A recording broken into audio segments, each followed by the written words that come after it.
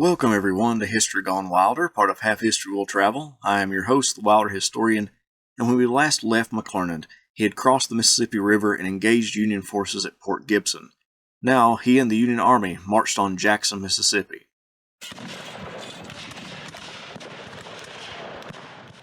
As the Army of the Tennessee moved between the Big Black River and Bayou Pierre, McClernand guarded the Union left flank, the flank with the highest likelihood of being attacked.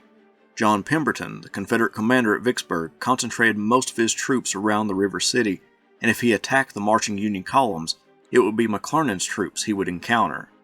On the march, the Union Army and Corps commanders got word that Joseph E. Johnston was arriving at Jackson with reinforcements and took command of all Confederate forces around the Mississippi capital. Rumors of a strong Confederate force at Jackson became more certain when on May 12th, James McPherson's corps fought and drove back Confederate forces at Raymond, Mississippi.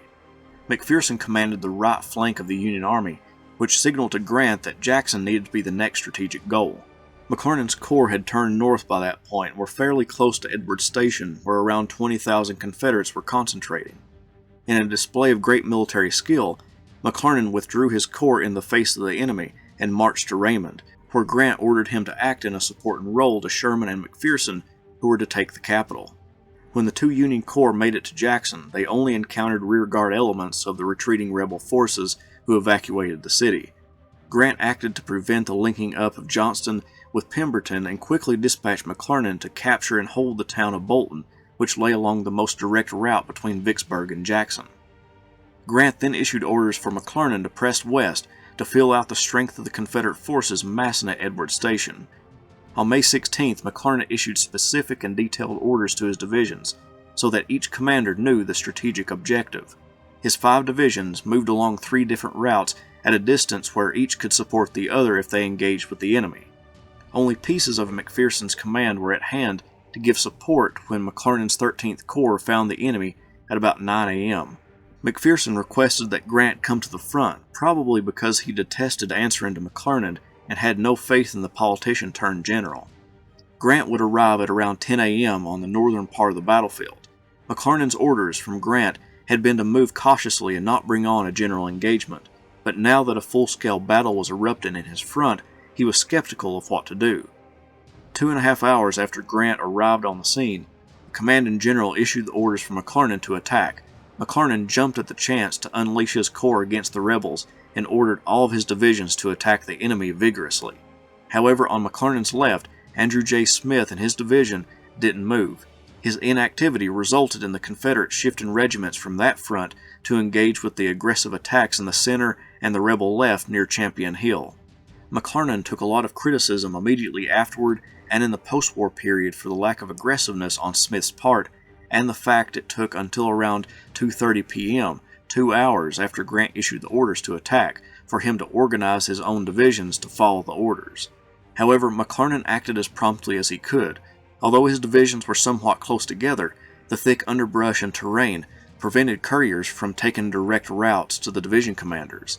They had to travel along a 10-mile route to deliver the orders, which took time.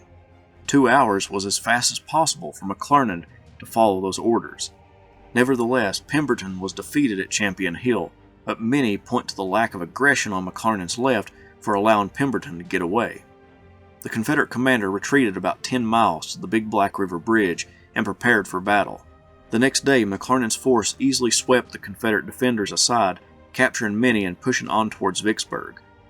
On May 19th, McClernand's corps arrived on the outskirts of that river fortress and began shelling the Confederate works. Grant got to work as well. His corps were under orders to push forth cautiously and prepare for a general attack along the line at 2 p.m. He hoped that with the infantry attack, along with artillery fire from the gunboats on the river, he could pound them into submission, since he had demoralized them by winning repeated victories on his way to Vicksburg. At 2 p.m., the artillery rounds signaled the time of attack. The whole army moved forward, and although some got close to the entrenchments, all were driven back. The total Union loss was over 900. The rebels were not as demoralized as Grant thought. The Army commander planned for another assault to take place on the 22nd. Like the first, it was to take place along a broad front. McClernand objected to such an attack and submitted his objection in writing to Grant.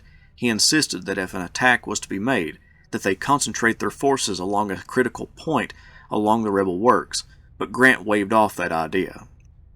At dawn on May 22nd, the Union artillery opened on the Confederate earthworks, and at 10 a.m. the Union troops stepped off. McClernand focused his troops on the entrenchments around the railroad redoubt, and although confusion began to spread along the Union line, McClernand's men planted their flags on that earthwork. McClernand knew that the Confederates would launch a counterattack to take back their fortifications, so he asked Grant if he could order McPherson to launch his own attack. It would make a diversion, and then he could secure a better foothold on the Confederate works. Grant basically told him he needed to seek support within his own corps rather than rely on the troops of another. It remains evident from the correspondence between the three corps commanders and the army commander that Grant simply did not believe McClernand had gained the significant ground that he claimed.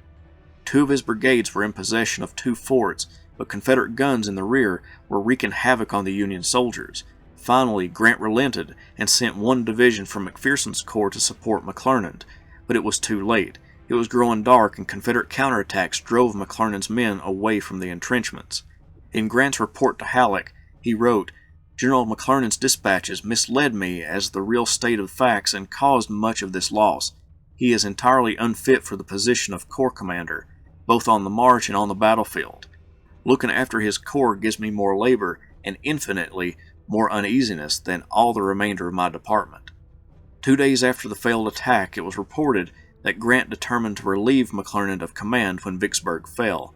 It wasn't simply his actions in the assault, but it was an accumulation of altercations between himself and McClernand that prompted the army commander to rid himself of the politician. As the army commanders settled in for a siege, the conflict between Grant and McClernand continued. When Grant sent an aide to tell McClernand to reinforce the garrison at the Big Black River crossing, McClernand reportedly cursed and stated, "I am tired of being dictated to. I won't stand it any longer, and you can go back and tell General Grant." After the rant, McClernand told the aide, "I am not cursing at you. I was simply expressing my intense vehemence on the subject matter."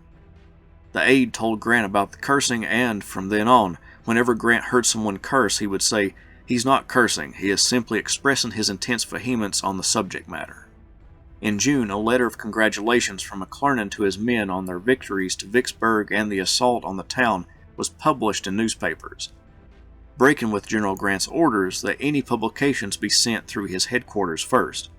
The letter derided Sherman and McPherson for not attacking to draw fire away from McClernand's breakthrough, and it chastised Grant for not ordering up support.